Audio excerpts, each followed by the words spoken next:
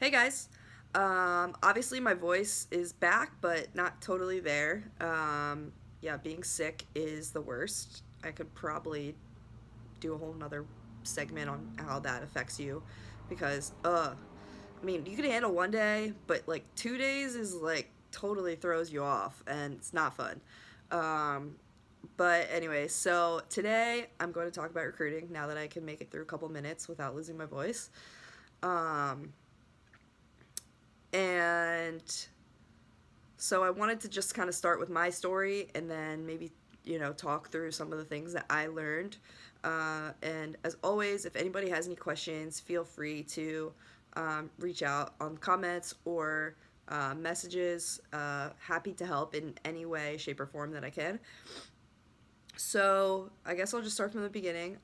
When I was looking at schools, um, I first um, kind of the first kind of narrowing down because right there's so many schools, and when you're, I don't know what I was at 15 when I started this process, I, as normal 15-year-olds, I had no idea really what I wanted. uh, Sorry.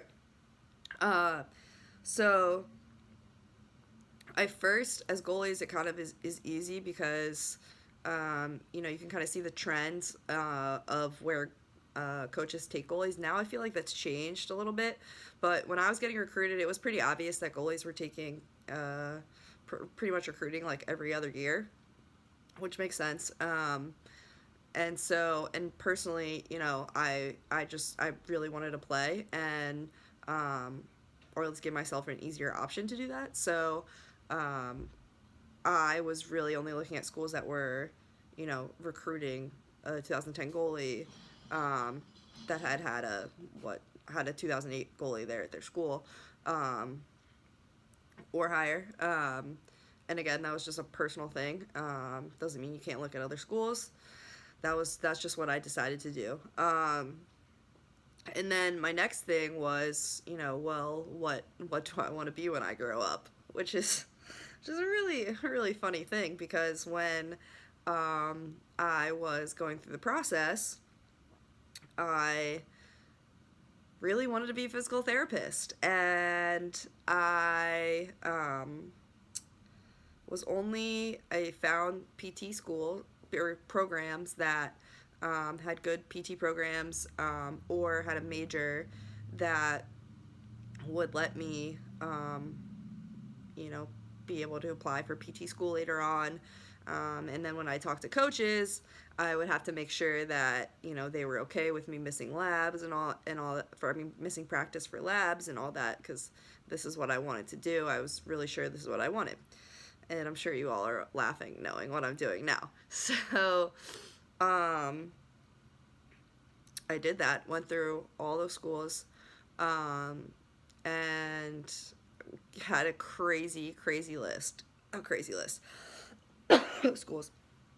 And I was going through the tournament thing, going to camps, sending coaches my schedules constantly, um, and it's the end of summer, before my junior year. I went to a camp called Maximum Exposure at Maryland. Pretty sure they still do it.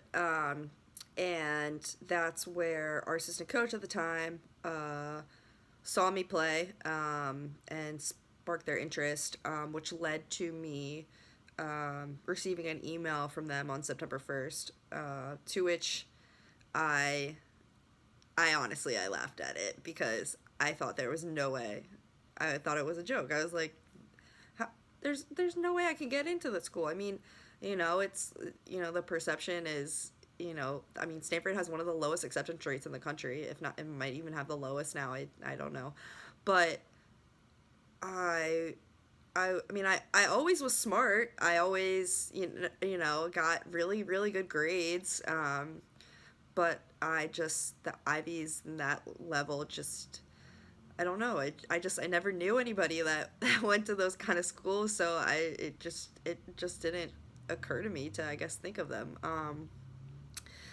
And so got the email. I was still talking to them, emailing, and um, they they I guess had seen me throughout the fall. Then after that summer, that I did really well. And during the fall, I played field hockey, and I was a goalie for that as well. And if you've seen field hockey before, you know that the position of playing goalie in lacrosse for field is it's totally different, right? So the ball is on the ground, and you're really using a lot of your feet, not so much your hands. And so, like, I would go to tournaments, and I would be doing splits in the cage, and it was so. Oh God. This is why I can't laugh because I end up coughing now.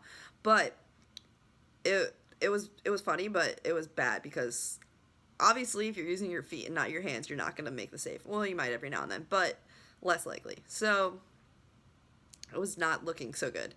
And then what happened was coaches reached out again, asking me to come visit, and it was like a junior day and camp combined, and I wasn't really sure if I was gonna go. My parents, it was really tough. They both work, and so when we needed somebody to take me, there was a lot of logistics. Financially, it would have been a little struggle, and so we also didn't know really how serious they were about me. So, kind of after getting all that information, finding out, they were serious about this, and my aunt ended up taking me out there. I ended up playing really well at the camp. I stepped foot on that campus and fell in love. And I think I literally looked to my aunt and I said, I don't care what I have to do. I'm going to this school. And, they said I played well, but I have to get my SATs up, and I've never been a good test taker. All those standardized tests, I'm terrible. I get really good grades in school. I always say I'm not really one of those people that's inherently smart, but I study and work really hard, so that's why I did really well in school. So, kind of after that, I got home from that. Then I went on my other visits, and my mom was was really mad at me, or mad at herself for sending me to Stanford first, because I would go on the other visits, and I was like, this isn't Stanford. And she was like, Lindsay, you have to give these other schools a chance. So, I went to other visits, but it just wasn't the same. And I was looking at, like, schools in New York and like, in Connecticut, and people were like, what, like, my list was all over the place. It really was. And then, so things kept going with Stanford. My SATs kept going up every time I took it. And things were looking good. And then it got to a point, because so how the process works when I was getting recruited is that the coaches have a certain number of applications that they are received from admissions. And then once you find out that you have an application, you fill that out and then you send it in.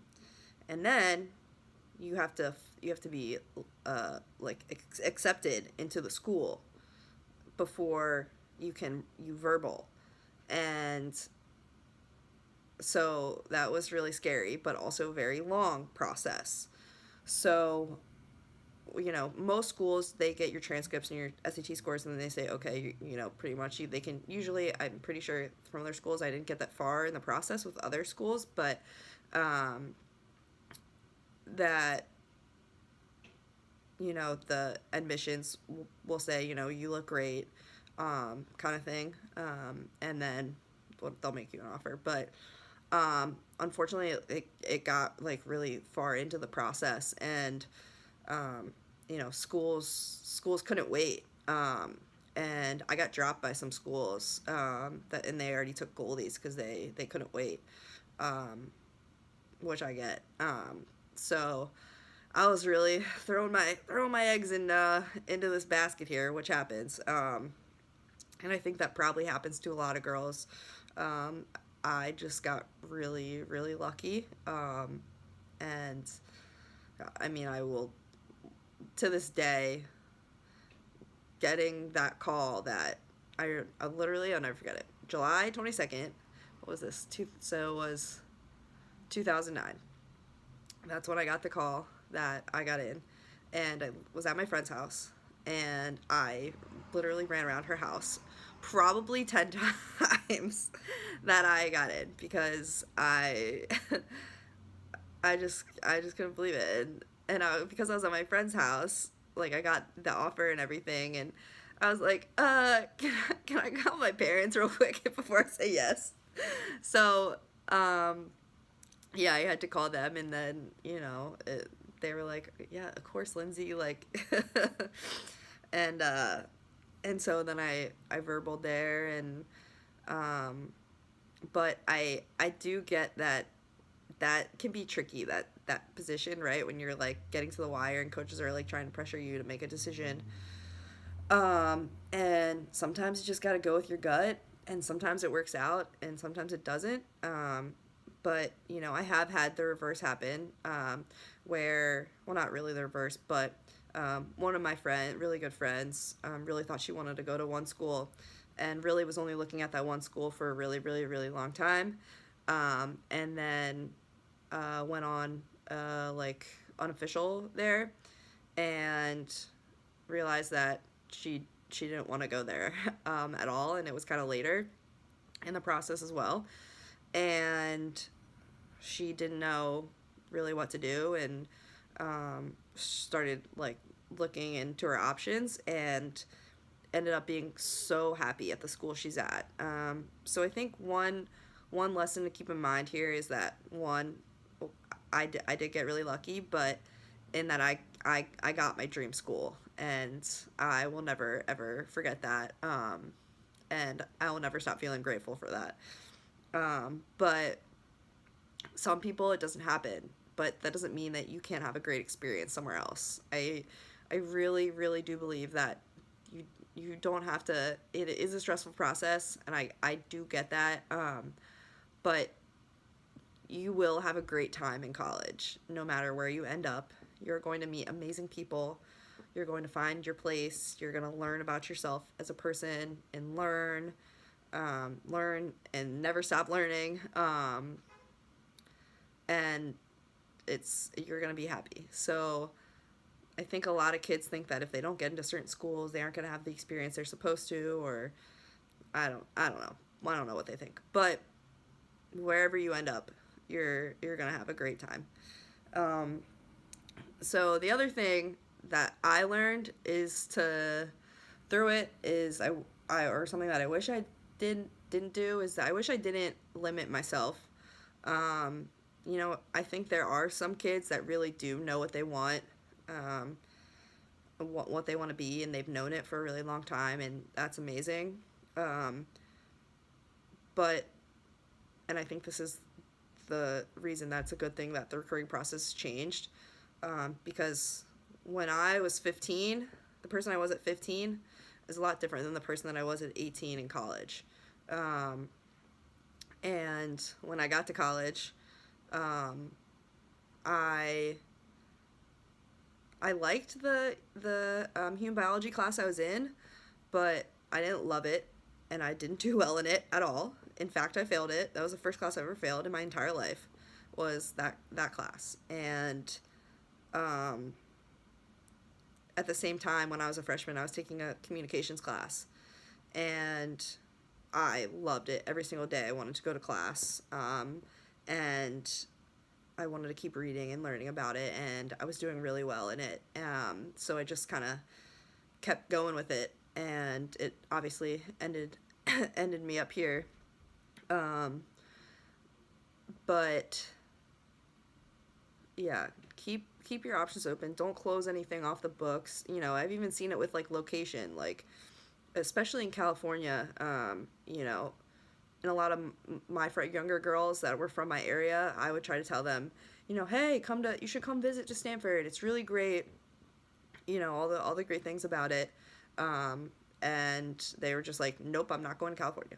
Which, again, if you really do know that, that's great, but there's just so much opportunity and things if you just kind of get out of your comfort zone a little bit. I get everybody's a homebody, and not everybody, but a lot of people are homebodies and want to be near their parents, which I totally get. But I do think there are a lot more opportunities if you just kind of widen the net a little bit, and do something different. I didn't always know that I wanted to go to school in California.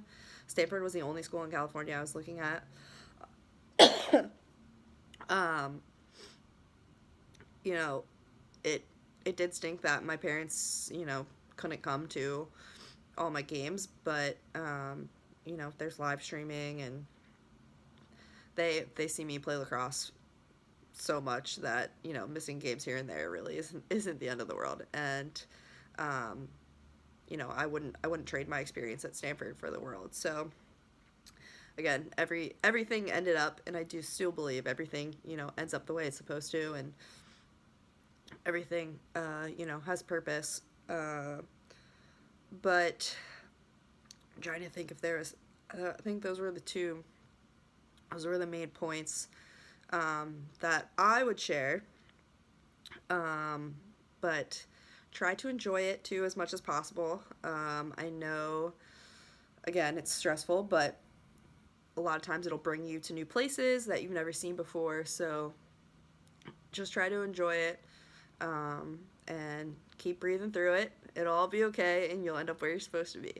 All right, again, if anybody has any questions, feel free to email me, message me, whatever.